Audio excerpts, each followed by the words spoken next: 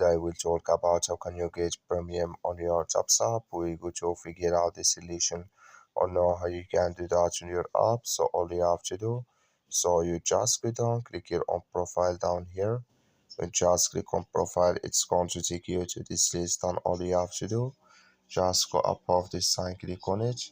So then it's going to take you to this list here. Then all you have to do, just come here to subscriptions here, and here can you select here if you want to add here in limit feature here, or so here can you select if you want to add here pro or courses or same.